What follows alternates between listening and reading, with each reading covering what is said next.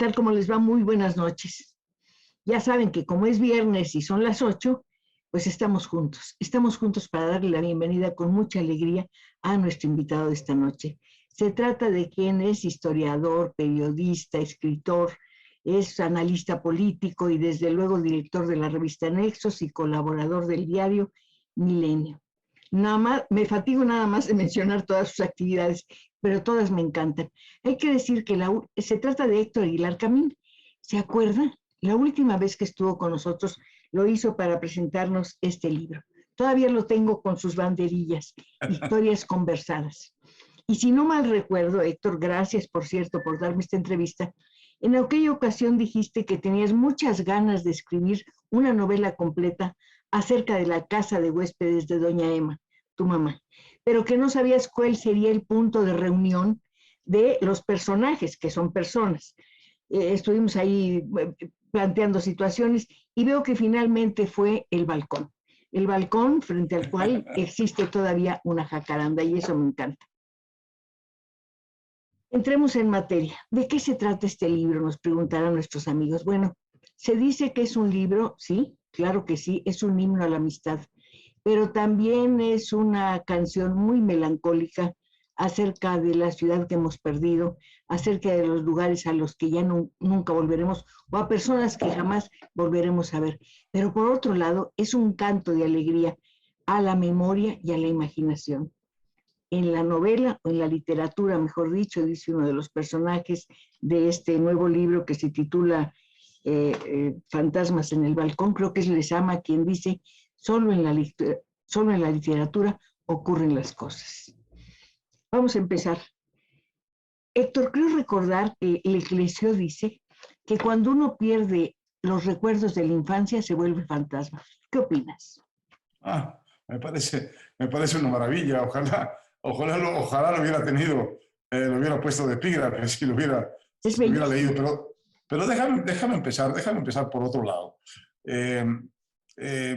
Has sido generosa conmigo libro tras libro y me has invitado al, para mí, por esa razón, muy querido espacio del estudio de Canal 11 a conversar contigo, que haces una cosa extraordinaria, que es leer los libros, tomar las notas, ponerle marcas a lo que quieres preguntar. Ese ya es un asunto que honra cualquier conversación contigo de parte de un autor. Gracias. Pero ahora me ha conmovido enormemente verte en donde estás, en tu casa, que para mí tiene muchos recuerdos, tú lo sabes muy bien, y que hace años que no veía, y que me evoca, pues, ¿a quién más? La vida tuya con José Emilio Pacheco, en la colonia, por cierto, en donde suceden estas historias bastante desorbitadas, pero finalmente estas historias de fantasmas en el balcón, que son muy deudoras del tono, de la mirada, de la obra que José Emilio Pacheco hizo sobre justamente esa colonia, ese espacio, la Condesa, esa diversidad de historias un tanto cuanto invisibles, pero que él pudo ver y reconstruir maravillosamente. Fuese en la historia fantástica del crecimiento, del nacimiento, de la salida de la adolescencia, batallas en el desierto, o fuese en la historia de aquel personaje extraño que mira hacia el parque con como si fuese un perseguido, siendo efectivamente un perseguido de una memoria del Holocausto. O sea, en una historia de fantasmas, por cierto, como Tenga, ese sí que se llama Tenga para que se entretenga, ¿cierto? Que es la historia del fantasma de el castillo de Chapultepec, ¿no? Entonces, me ha emocionado muchísimo verte ahí porque me ha recordado mucho cosas muy entrañables para mí, no digo para ti, y a este nuestro escritor fantástico que está, digamos, en el corazón de muchos escritores mexicanos, pero de esta novela mía en particular. Salvo que el personaje de José Emilio era un muchacho tierno, inteligente, perceptivo, que va a entender la dificultad de la realidad de los adultos en un momento particularmente único de su vida. Y la historia de estos fantasmas en el balcón del balcón que yo hice, pues ya es de puros vagos. Unos vagos cuya vida gira en torno a dos intereses fundamentales: chupar, como ellos dicen, y tener relaciones sexuales. Además, son personajes que ocultan un poco sus sentimientos, su ternura, siempre quieren parecer brutales, machos a toda costa, y eso me hizo conocer un mundo que realmente no conocía. Es un mundo aparentemente sin ternura, es un mundo que aparentemente no tiene más destino que el día siguiente. Vive hoy porque después, quién sabe, parece que así va. Bueno, eso es lo que sucede realmente todo el tiempo en estas aventuras que ellos corren.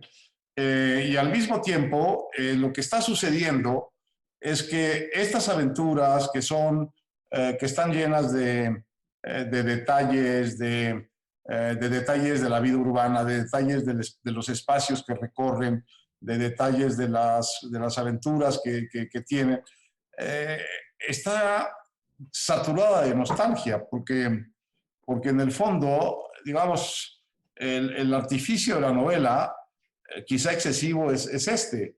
Por eso se llama Fantasmas en el balcón. Hay unos fantasmas,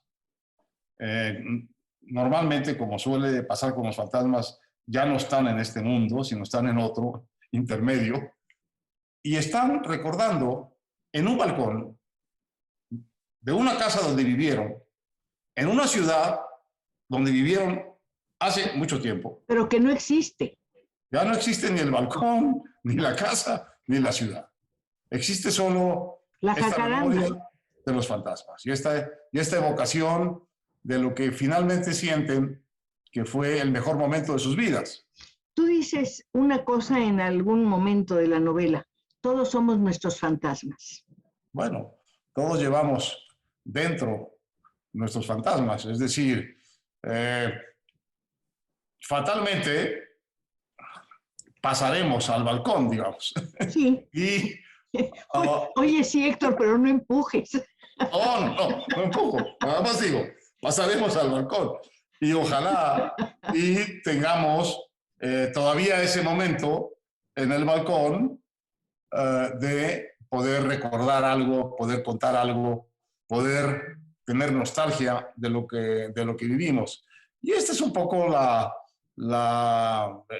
el momento melancólico en el que unos que ya no están cuentan aquello que más recuerdan del mejor momento de sus vidas. Pero te voy a preguntar algo. Cuando uno dice en una reunión de familia, por ejemplo, oye, ¿te acuerdas que el tío Alfonso era minero o lo que tú quieras? Alguien siempre pregunta, oye, ¿era minero? ¿Realmente las cosas fueron así? ¿Hasta qué punto nos traiciona la más celosa memoria? ¿Hasta qué punto es ficción? Nos traiciona todo el tiempo. Eso lo descubrió muy bien el doctor Freud. Por cierto, personaje mencionado. Que lo mencionas con mucho coraje. Muy satíricamente. El siniestro doctor Freud. Pues la memoria está llena de fallas, está llena de huecos, está llena de recuerdos interesados, o sea, de mentiras, está llena de imprecisiones. Sí, perdón que te interrumpa, pero también tiene una capacidad de inventiva extraordinaria. Naturalmente. Llena huecos o borra capítulos que prefieres olvidar. Naturalmente, pero en eso consiste su poder y en eso consiste, digamos, el desafío constante de tratar de ponerla en cintura. Y entre más tratas de ponerle en cintura, les pasa a los historiadores, que son los que se dedican profesionalmente a esto, y a los escritores nos pasa todo el tiempo. Entre más tratas de recordar con precisión, más descubres que tienes que agregar algo que no se recuerda con precisión para poder decir realmente lo que sucedía. Es que necesitamos de la ficción para poder vivir como necesitamos del agua. Si a mí me roban la bolsa en esta esquina y te encuentro a ti en la otra, te cuento ese robo con un agregado que yo imagino. Me robó la bolsa un señor que creo que era pelirrojo o calvo, no me acuerdo.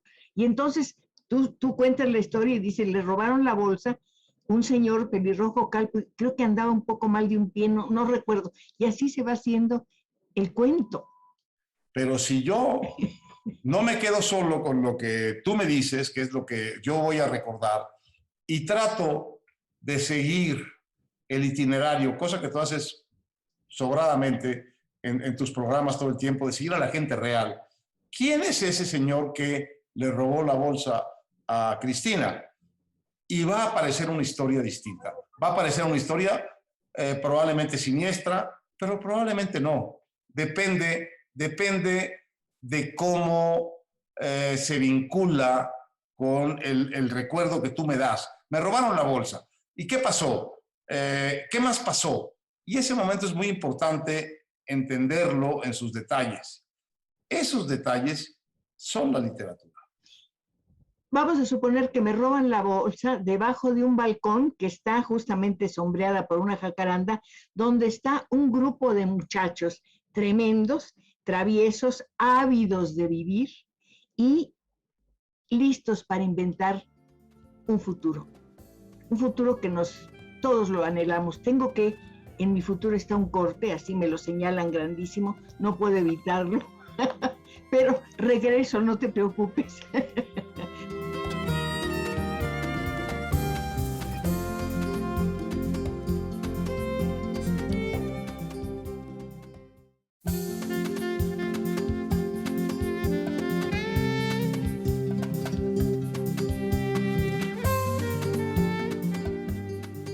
Estamos conversando acerca de la más reciente obra de nuestro amigo Aguilar Camín, Héctor Aguilar Camín, Fantasmas en el Balcón. Aquí tengo la portada, luego se la enseño más precisamente.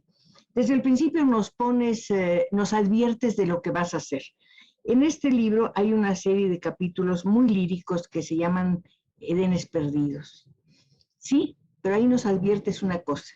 Nos describes la casa. La casa tenía una fachada clara, estoy citando de memoria, me voy a equivocar.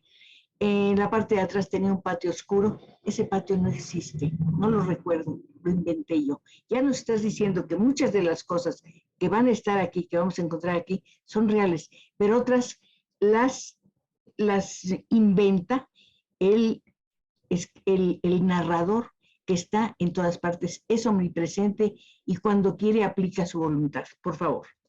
Bueno, eso me divirtió mucho a mí. Es un recurso que hemos visto cada vez con más frecuencia en el cine. Está sucediendo la ficción, la escena, y de pronto uno de los actores se voltea hacia la cámara y dice, esto que está diciendo, pues, quién sabe si es cierto. Y regresa y sigue actuando. Y eso le añade, a mi parecer, a toda narración un efecto de distanciamiento irónico que a mí me divirtió mucho todo el tiempo introducir en esta novela, porque están hablando este coro de fantasmas, nunca se sabe bien quién está hablando, puede ser cualquiera, puede ser que todos recuerden eso, pero hay desde luego una voz narrativa que tampoco se puede ocultar. Entonces, ¿el narrador? Decirle al lector, ¿sabes qué? La voz narrativa soy yo y te digo que aquí lo que no están contando estos es una cosa que te voy a añadir. Por ejemplo, hay un momento en donde el narrador omnisciente explica una cosa muy importante y central de todo el espíritu de la novela. Dice, bueno, hay una constante alusión en la novela que todo esto sucede en una ciudad antes del terremoto. Antes del terremoto.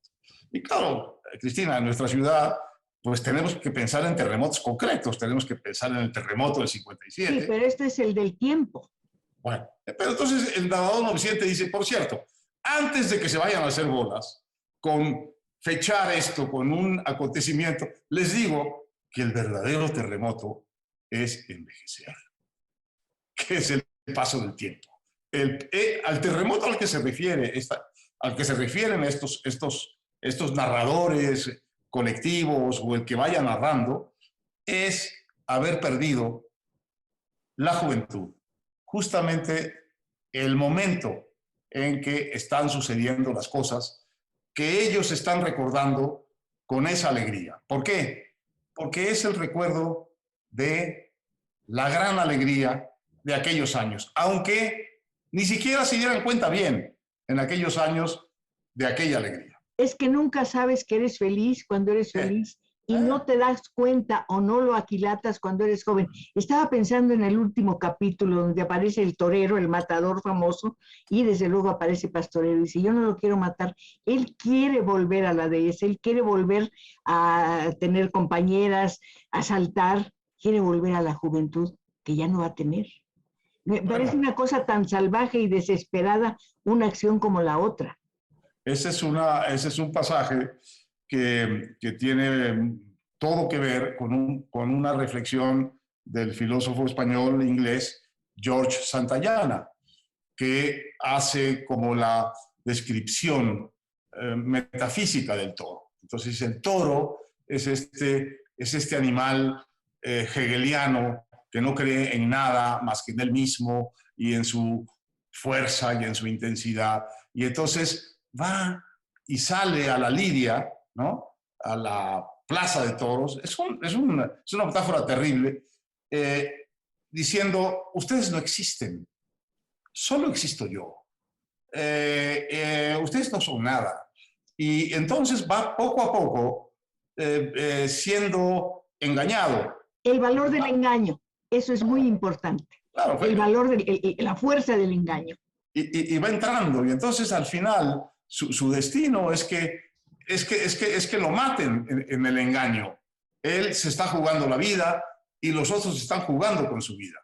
Eso a mí siempre me pareció una cosa extraordinaria, porque habla mucho, por una parte, de la épica profunda del toro, y por otra parte de la tragedia, y un poco de la crueldad de la fiesta, pero también del poder de la fiesta. Lo que yo traté de hacer aquí es empatar las dos cosas. Es un toro que a fuerza de ser así, de poderoso, de franco, de loco, es indultado. Es indultado. Y es regresado al lugar donde cuando ya está muy, muy maltratado en la plaza, dice, no, yo estoy muy mal y todo esto me duele mucho, pero yo voy a volver a correr en la dehesa y voy a volver a bramar y voy a volver a estar con mis... Sí, pero el matador, perdón que lo voy a decir, a lo mejor está mal, también es indultado. Claro. Este matador que yo inventé ahí, que no tiene nada que ver con el espíritu de los matadores de verdad, se retira como matador en ese momento, porque entiende que algo no está bien en ese asunto. Y cuando ve al toro, lo va a ver, cuando el toro lo indultan, está a medio morir, ¿no? Pero él va y ve al toro, que lo ha hecho, además le ha dado la gloria, porque indultar a un toro es una de las grandes glorias que puede tener un torero, ¿no? Y lo ve, y así como está de fastidiado, lo ve al toro como diciendo, al toro mirándolo a él con furia, como diciéndole, ¿quieres que te embista otra vez? ¿Quieres otra vez? Y entonces él entiende ahí que él no tiene corazón para seguir con esa barbarie épica y maravillosa de la fiesta del toro. Es una novela donde hay muchos personajes, desde luego es muy importante el narrador omnisciente, pero hay, no sé si te hayas dado cuenta, y creo que sí, un notario implacable, que es el que da fe de los hechos, de que los jóvenes existieron y de sus correrías. Me refiero a la ciudad en el detalle con que mencionas las calles. Y ahí sacas tu espíritu de historiador, porque no solamente nos cuentas por qué es Bolívar o por qué es López, el personaje que nadie conoce, que creo que hay por ahí una historia, a ver si te la encuentro, que es Sí, por fascinante, favor. porque van en el primer capítulo en un recorrido maravilloso desde Garibaldi. Por cierto, han encontrado un hallazgo, un entierro maravilloso hace 2 o 3 días. Bueno, los nombres de la ciudad van, yo los usé como una referencia un poco de la locura de nuestra memoria histórica, Cristina, porque la verdad es que las contradicciones y los nombres de nuestras calles, sobre todo las del centro, te van diciendo de épocas tan contrastantes de la historia de México, tan grandiosas en un sentido, tan terribles en otro, que están en los nombres de las calles, están muchas de las de los agujeros, de los hoyos negros de nuestra memoria. Y yo traté de jugar con eso todo lo que pude. Es decir, ¿cómo podemos conciliar en nuestra cabeza histórica la celebración? Porque al final ponerle el nombre a alguien, el nombre de una calle, es celebrar su memoria. Isabel la Católica, que es la patrona de las grandes empresas de conquista de América, es paralela de Simón Bolívar, que es el gran libertador de lo que consiguió Isabel la Católica. Y están paralelas. De manera que toda la ciudad, en ese sentido, es muy, como decía Freud, de Roma. Nuestra ciudad es maravillosa, la Ciudad de México, y vaya que tú lo sabes y lo ves cada vez que sales a hablar con la gente. Están todas sus edades, todas las edades de la ciudad están a la vista. Sí, pero también están nuestras edades. Claro. Tú puedes haber tenido una novia cuando estudiabas contabilidad, estoy inventándolo, en 5 de febrero. Sí. Si alguien le cambia el nombre a esa calle, te perjudica porque es tu 5 de febrero, es parte de tu vida. Esos nombres son como los nombres de parientes más o menos lejanos o cercanos. Bueno, uno de los grandes pleitos ideológicos de las sociedades es cómo se llaman sus calles. ¿Y por qué razón? Es que de pronto aparece como muy razonable ponerle a esas calles que eran el Callejón del Muerto y el Callejón del Sapo, República del Brasil, República de Chile, República del Perú. Bueno, por una razón importante, por José Vasconcelos, que era un secretario de Educación que creía en la comunidad iberoamericana. Y por un presidente como Obregón, que no tenía ninguna adhesión personal a los nombres de las calles de la ciudad, porque no era de aquí. Y entonces dejó que Vasconcelos rebautizara todo el centro, porque para él era básicamente lo mismo que se llamara de una manera o de la otra.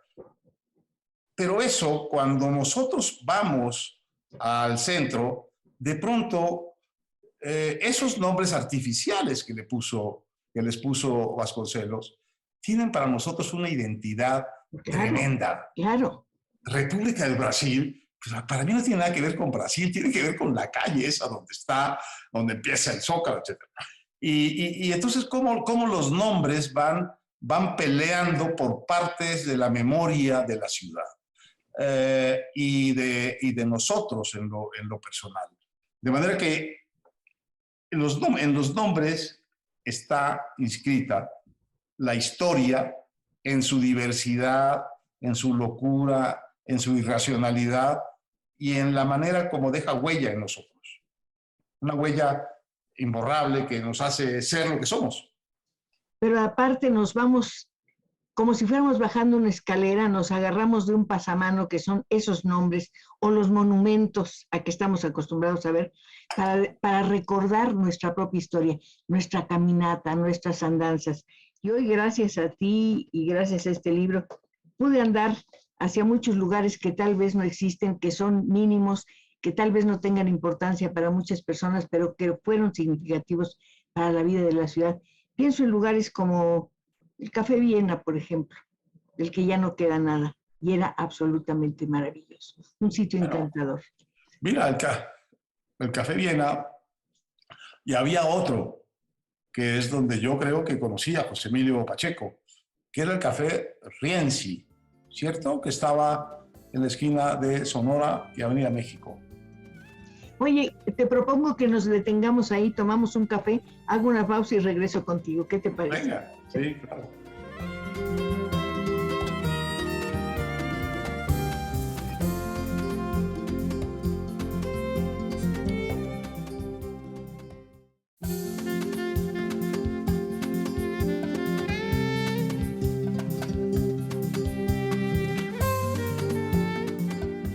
Estamos conversando con Héctor Aguilar Camín.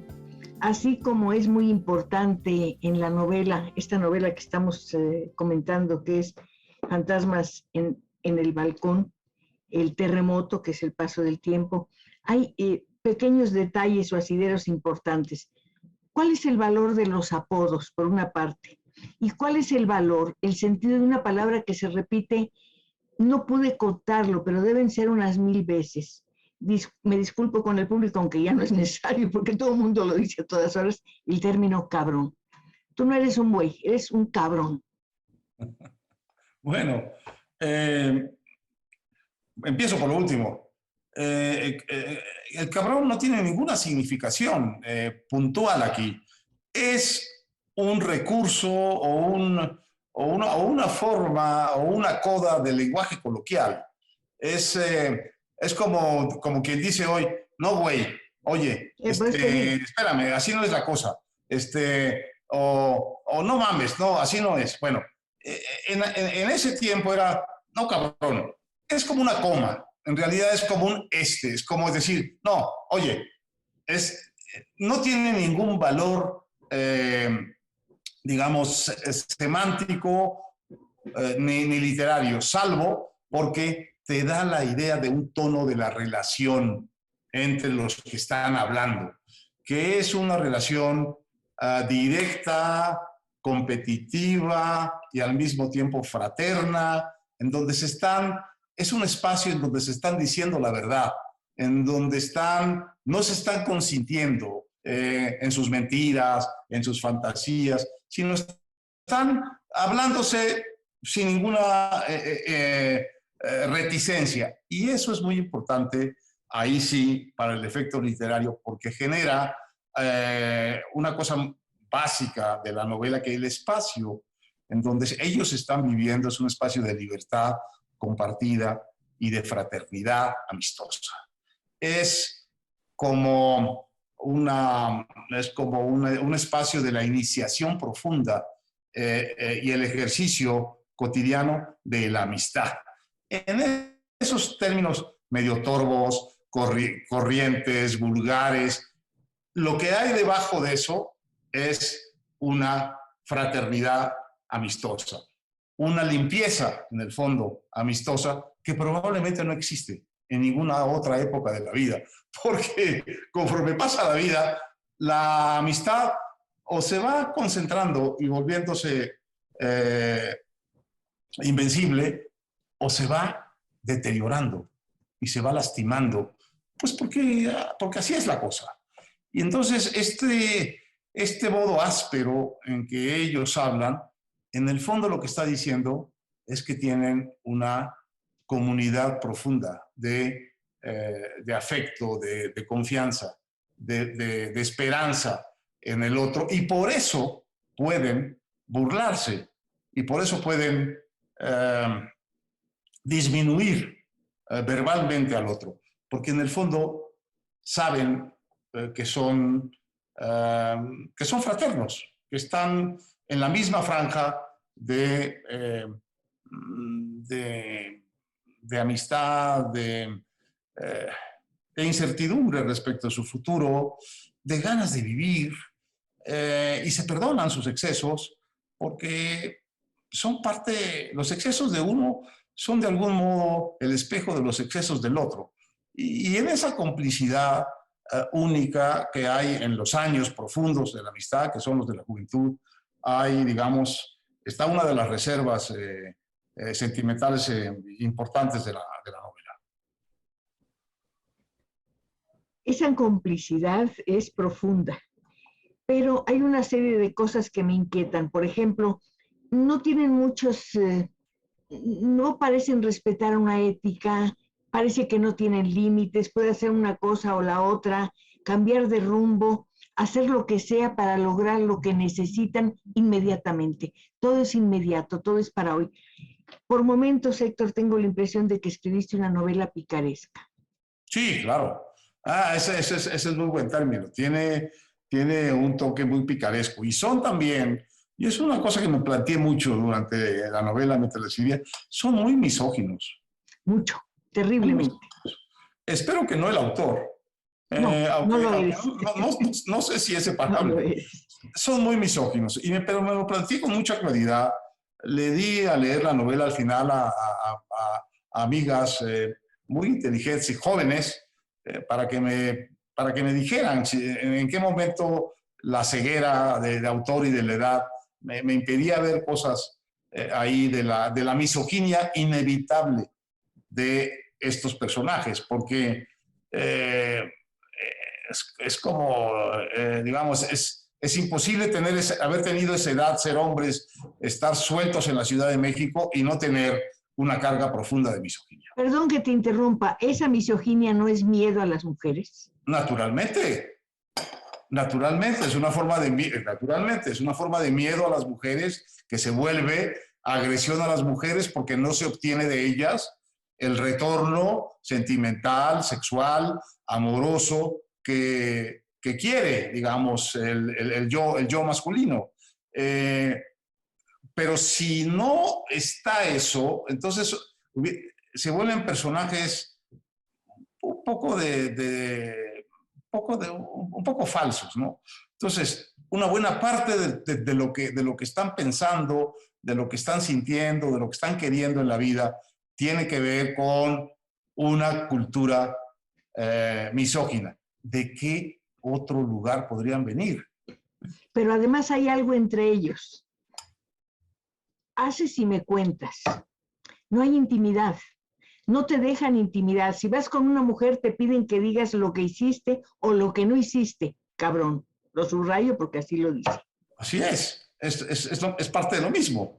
La mujer es al mismo tiempo un sueño maravilloso, un Edén perdido y una presa, una posibilidad de conquista inmediata y de presunción inmediata. Es parte del ambiente y sin embargo yo traté mucho, sobre todo en un capítulo en donde hay una fiesta, en donde ellos invitan a unas muchachas que son dependientas, que trabajan en tiendas de departamento en la Ciudad de México. Me cuidé mucho, traté de cuidar mucho que esas mujeres que parecen a la mirada de los personajes instrumentales, a la hora de la verdad, a la hora de la reunión, en la fiesta que tienen, sean muy distintas cada una en sus reacciones. No son una manada no son una colección de objetos sexuales. No. Hay la tímida que no le gusta la fiesta y se retira y que encuentra una relación amorosa ahí, con uno de estos misóginos personajes. Hay otra que es mucho más loca y mucho más desaforada y que encuentra también de ahí algo parecido a su desenfreno, por decirlo así. Y luego cada una tiene su manera de enfrentar ese obvio asalto misógino sobre su cuerpo y sobre su sexualidad. ¿Por qué? Porque estas mujeres, yo traté de transmitir eso, eran, Cristina, tú lo vas a entender muy bien, en medio de todo, una gran novedad sociológica de la ciudad, porque eran mujeres que tenían trabajos modestos, pero eran independientes, en el sentido de que tenían un trabajo, ganaban un dinero, probablemente sostenían un hogar de padre ausente, probablemente no tenían la mejor vida imaginable, pero sí tenían un espacio de independencia para incluso escoger si se jugaban o no la aventura sexual esa noche o la siguiente semana y con quién se la jugaban. Protegidas todas, civilizatoriamente, por la deidad laica de la liberación amorosa femenina, que es la píldora anticonceptiva, que en esos años ahí estaba. Borges dice que toda novela es una novela policial. La tuya lo es en algunos capítulos, en algunos momentos. Pienso en la peinadora que aparece asesinada en la tina de su baño. Bueno, esa es una historia real. Muchos momentos de estos son historias reales. Esa es la historia de una mujer, como se describe ahí, que tenía un salón de belleza y al mismo tiempo tenía una especie como de garzonier, pero no es garzonier, sino como de un lugar en donde ella facilitaba citas amorosas para algunas de sus clientas, algunas de ellas personas muy importantes o esposas o amantes de personas muy importantes. Lo que sucede en ese capítulo es que hay de algún modo el descubrimiento de lo que hace esta mujer y su castigo por no sabemos quién, pero probablemente uno de los personajes que se sienten agraviados porque su amante o su mujer se va de picos pardos en ese local de esta señora. Y es un entorno muy, muy policíaco y como el entorno policíaco de México, realmente no acabas de saber qué sucedió, pero sospechas. Nunca se acaba de saber, pero tú nos guías muy generosamente a este lugar y nos dices donde actualmente hace tiempo estuvo o sigue estando un lugar que se llama La Bodega, que es un sitio muy especial de música. Se tocó un conjunto cubano, magnífico por cierto, y esto me recuerda que en esta novela hay un factor muy importante que es la música. La música aparece en los tríos, en los mariachis, en los Benny Moré, en fin, es como un cuidador de la historia, la música, una cuidadora, una protectora de la historia. Bueno, yo creo que la única manera que tú tienes, la tenemos ahora, de oír el espíritu de una época es con sus canciones, ¿no? Es automático. Ahora estoy viendo un documental de los Beatles, Get Back, que es uno de los días en que graban un disco fantástico. Entonces, claro, uno oye esa música y te transporta automáticamente, ¿no? Es decir, oyes Agustín Lara y automáticamente te transporta, oyes Benny Moré y te transporta automáticamente. Entonces, es un recurso literario para que la narración no solo se vea, se sienta, se oiga, se huela, sino también se oiga. Es una manera de volver sensorial la narración. Entre más sensorial es la narración, yo creo que es más efectiva. Entre más abstracta, entre más giros, digamos, filosóficos o interpretativos tiene, es menos cierta. Yo creo que, otra vez, la buena narración está hecha de los detalles, porque son los detalles los que te permiten ver, oír, sentir, trasladarte al lugar de donde te están hablando. Y además los detalles te permiten un ejercicio maravilloso de joyero, engarzar una palabra con otra, una historia con otra, una persona con otra, y eso es fascinante, divertido, sea cual sea el resultado. Tengo que hacer un corte y regreso enseguida.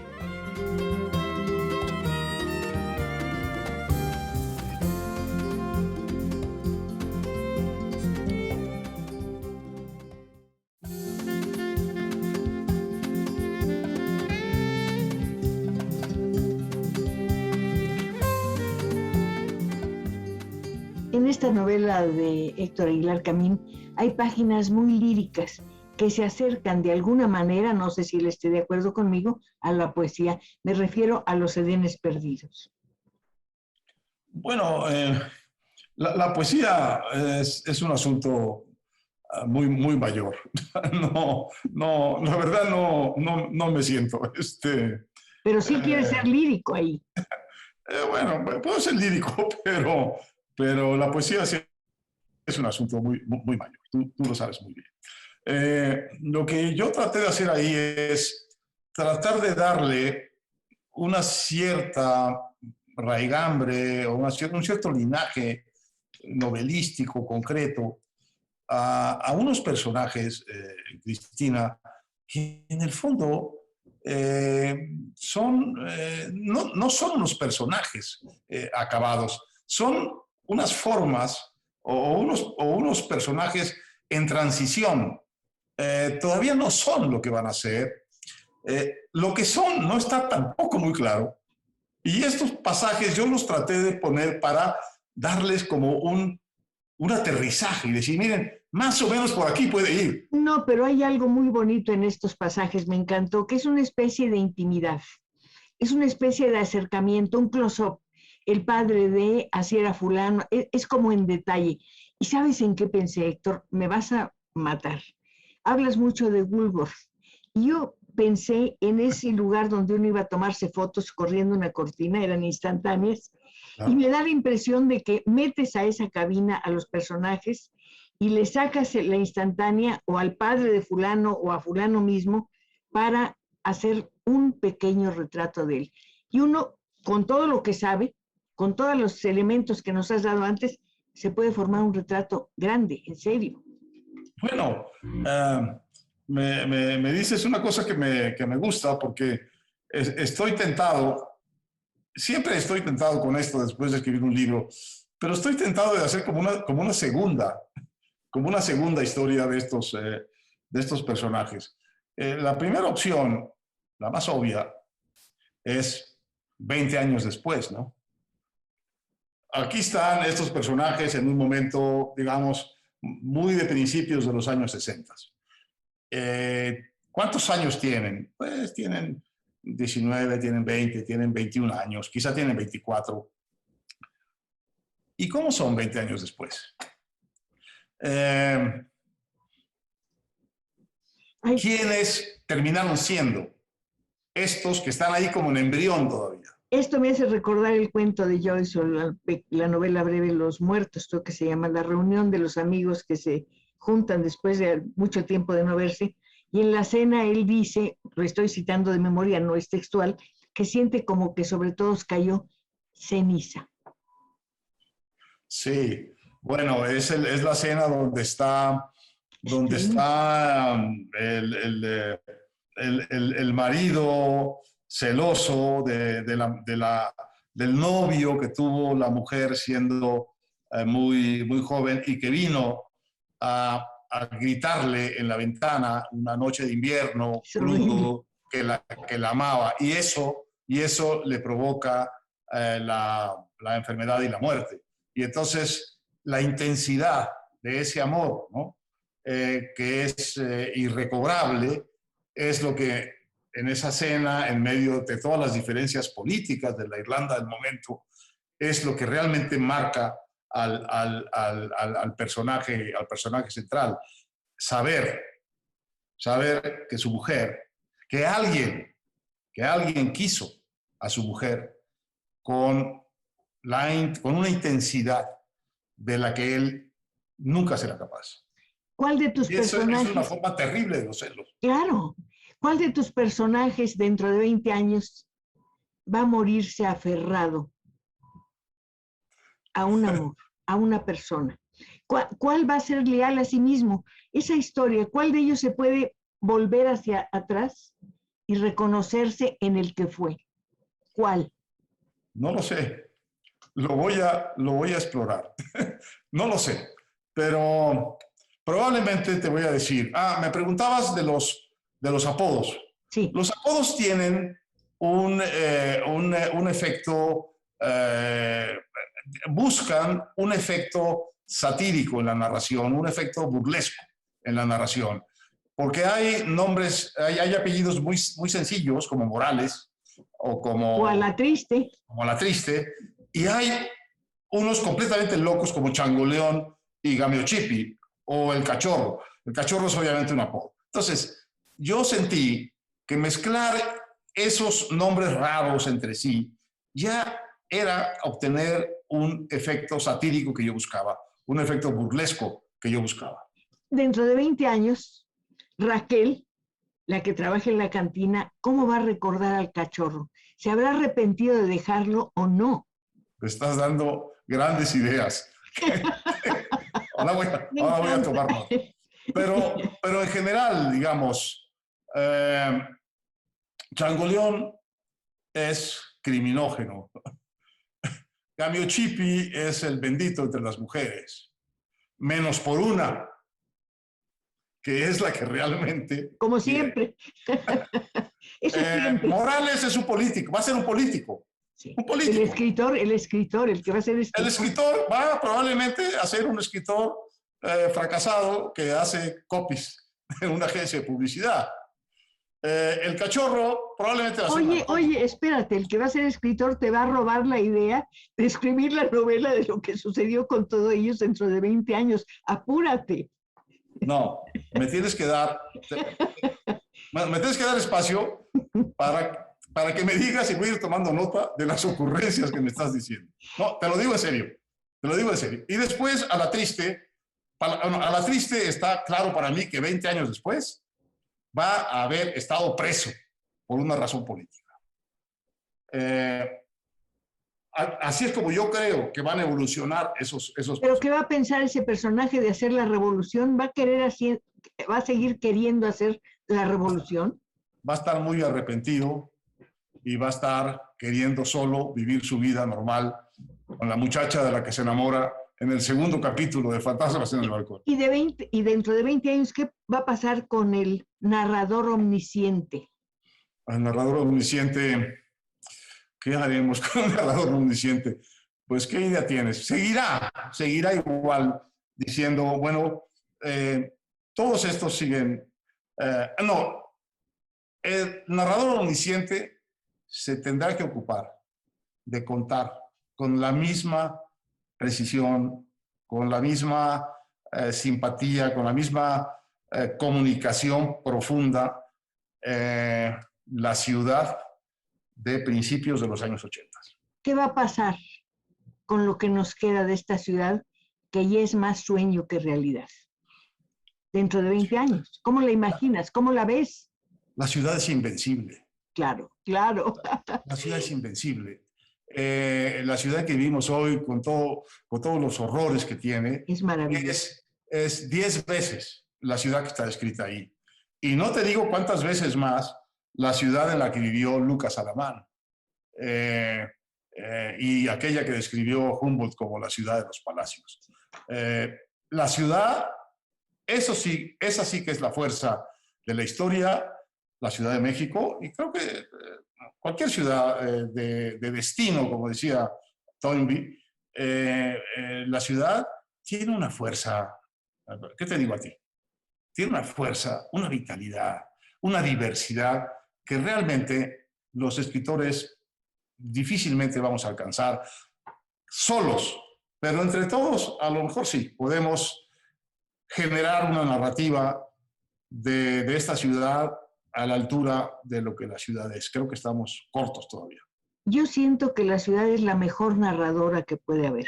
Sin duda. Sales a cualquier parte, inmediatamente te cuenta no 10, sino 20 historias. ¿Qué diría la ciudad de esa casa que desapareció y del balcón que ya no está y de los fantasmas que tuvieron que mudarse? Por cierto, ¿a dónde se fueron? No sabemos. Bueno, se fueron a esa zona intermedia que está entre los vivos y los muertos, en caso de que exista. Ahí. Están entre la zona de los vivos y los muertos. ¿De qué colores son? ¿Qué luz tienen esas zonas? Bueno, la fama de los fantasmas es que se aparecen de noche, hacen ruidos, arrastran cadenas, hablan poco. ¿Gimen? ¿Lloran? Lloran, muchos gimen, muchos lloran, otros están muy enojados.